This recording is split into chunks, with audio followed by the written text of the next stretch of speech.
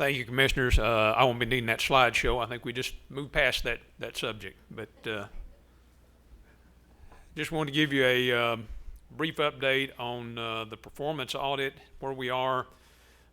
We had a few findings. We've been working on them. Payment cards. We've had refresher training for Nashville staff, regional staff. Regions are taking it on down to the field staff. It'll be on the agenda for law enforcement in-service training, which will get a lot of our field people who have payment cards, and just kind of make sure everyone's aware of the rules. We're spending more time reviewing the paperwork and that kind of thing. Had a finding on our equipment inventory. We haven't done our annual inventory since the audit. We'll be doing that here in a few weeks, and we'll have to address most of that stuff during the audit and then through review during the inventory process, and then by reviewing after we go through the inventory process. A lot of that was about such things as incorrect serial numbers and model numbers, and we're just going to have people spend more time checking that kind of thing this time around. Had a finding on sharecropping. We've asked the State Building Commission for some changes to the sharecropping rules. Got kind of a cool response from them, but maybe we can get somewhere with them. One thing in particular, we do have to advertise our sharecrop bidding process, advertised in local newspapers, and we've been keeping a copy of the newspaper as evidence that yes, we did that. But to be strictly within the Building Commission's rules, even though we've got that newspaper in hand with the ad in it, we are still supposed to go back to the newspaper and get them to give us a signed affidavit saying, yes, we did publish that ad that you have in your hand. And so we're going to work on that, see if we can get around some of the more unnecessary rules that we feel are holding us back a little bit. There'll be some new contracts, sharecrop contracts written for spring planting, and we scheduled a review for this summer.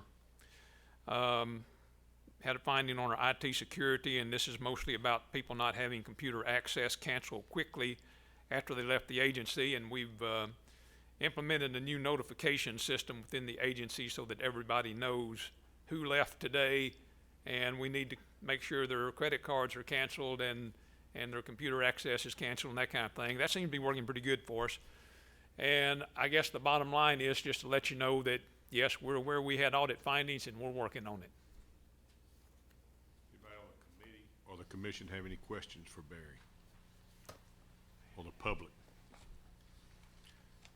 Barry, I asked you to take a look and see, and you may not have finished this review of cards that perhaps were little, if ever, used that you could reduce the number of cards in the field, and if you right, and we did that. We had to go to you'd think that'd be the kind of thing we could figure out ourselves, but no, we had to go downtown and ask them to run a list. Got a list of people who haven't used their cards in a year and people who haven't used their cards in 2 years, and I'm thinking maybe got one of people who have never used their card. But anyway, we distributed that. We asked that by the end of January that those people be contacted and asked whether they feel like they need to surrender their cards. So at this point, it's a voluntary process. If it's those people or anyone else who feels like they probably don't need a payment card, we're asking them to turn it in. Going forward from that, we'll look and see what we've got at the end of January and whether we think we need to actually take cards away from people.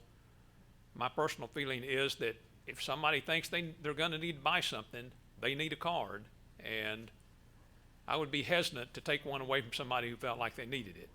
But we'll be looking at it. Obviously, my point is in response to Senator Kyle's criticism in the Senate Government Ops Committee that he was very critical of the number of cards we had. So if we got some that nobody's ever used and they've had it for 10 years, it's pretty likely they don't need one. Yes, and so I don't think some reduction is appropriate. Yeah. I think we had some people who hadn't used it in a couple of years. People who hadn't ever used it are people who just, mostly people who've gotten it recently, and that didn't seem to have much bearing. But yeah, we've asked people to turn them in if they're not going to use them. Okay. I got a question.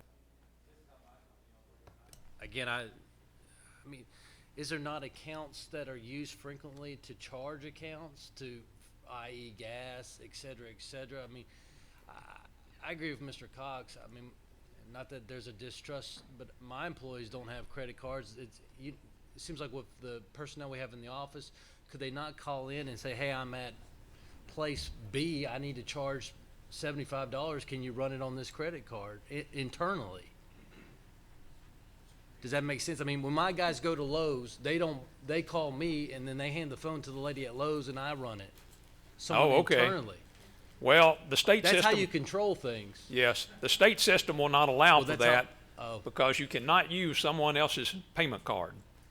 But there's not like a central purchasing office inside the department that they can't call in and say, hey, I'm John and I'm here buying sand. And I mean, I don't know, maybe that's just the way I operate. Am I making it too simple? Yes. Well, yeah, Bureaucracy will let it do that. I understand your point, but hey, we're the government and we don't do things that way. Forget I But, even brought it up. It was but- worth an attempt, so. Any other But yeah, comments a on lot this? of this payment card stuff started particularly with our agency, and the reason why we tend to have more payment cards out there than anyone else is for buying boat fuel, particularly on weekends when we're running boating enforcement details. And it kind of sprang from that, and now it is officially declared as the state's preferred method of payment. We do have other ways of buying things, but it gets more complicated, more costly. It's not a matter of distrust for me, it's just a matter of being able to control it and easily manage it. And I feel that that's more effective for one point person. That's my two cents. Yes, and if we felt like we had expenditures that shouldn't be happening, then certainly we would need to throttle down like that. But we've been looking at this stuff, and we have some odd stuff charged sometimes. We drill down into it, call the employee, and so far we're just not finding much stuff that doesn't make sense. And yeah. I was just trying to reduce the amount of cards in the field, that's all I was recommending. Go ahead, Chairman. Commissioner Woodson. Thank you, Mr. Chairman. So, and I don't think that you meant this is the broad policy, but I wanted to respectfully push back on the idea that the criteria for issuing a P card essentially is an employee's thought that they might need it. I think that we should probably have a more rigorous process through management, a review of ensuring that it is a necessary thing, although the employee's opinion would be critically important in making that judgment as management. That would be one piece of an important set of information based on their remoteness, the needs they have, and other things. And so I think that it's not an insignificant thing and I don't think it'd be a burdensome process to review how we make those determinations and we consider tightening up, if in fact that's the policy, which I don't think that that's really what you meant. So, but just for clarity from the audit committee's Okay. standpoint. Any other questions or comments? That's all I have, Mr. Chairman. Thank you, Commissioner Stout. We're gonna move now to the Budget Committee. Chairman Jeff Griggs. Barry, just stand up there for the Assistant Director Barry. Tell us about a budget expansion, $37,500 for state wildlife grant project, sir. Okay, this is part of a multi-state grant. It's actually being administered through the state of Massachusetts. It's like I think $500,000 in total in federal money.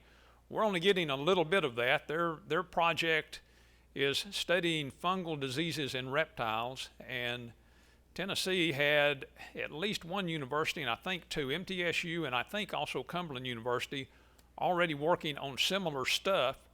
And we kind of got recruited, our agency, to handle a little bit of that money and send it to these universities to work on snake fungal diseases. This will be $37,500, all federal funds, and then we'll have some of our agency people also working on this project a little bit. Their money is already budgeted for salaries and such, and that will contribute toward the match, and the universities will also be putting up match. Any questions from the commission? Audience? Deb? It's an odd amount, and of course, like I said, Massachusetts took the lead on this, but I worked out on a calculator, it's something like 62.5% federal.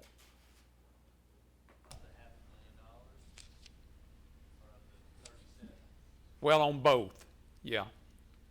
I mean, we're only worried about the 37.5, but yeah. Any more questions from the commission? So this is, so 37 and a half or 30, whatever the different, what 38% of this, of the 37.5 is licensed dollars. The 37.5 is all federal money. We'll be paying that to the universities. The universities will be making the match, and then I think we put, I don't know, a little bit of money for supplies into the agency's budget, and we'll have our non-game people who go out and do this kind of stuff anyway, but they'll also be working on this some, and part of their time will be used toward the match. I'm not sure if that's clear yet. I can tell by the look on your Is it face gonna that it's cost any not. licensed dollars or not? We're I mean, yes or no? yes, I think there will be a little bit of license money in here In cash or time? in time. Okay. But you said it's already budgeted, scheduled in. The time's already Yeah, budgeted, that's yes. correct. Any more questions from commission? Audience? I remind the commission this is a committee only, and there's only 3 on this committee present, but can I get a motion and a second from those 2? Have a motion, have a second. Well, I'll have to second. So I've got a motion and a second. All in favor say aye. Aye, opposed? Pass. Back to you, Mr. Chairman. Thank you. Thank you, Barry. Yeah. Thank you, Commissioner Griggs. I want to thank everyone that was in attendance today, and appreciate the input from the public and also from the commission. Commissioner Cannon has stepped out to try to see if he can get somebody that's employed here to possibly, for those that want to, give us a tour of the facility. Is that happening? So anybody that wants to stay and look at the rest of the facility, they're more than welcome to. Do you have any other comments that you need to address as for Director Carter? Then we'll be adjourned until tomorrow at 9 o'clock.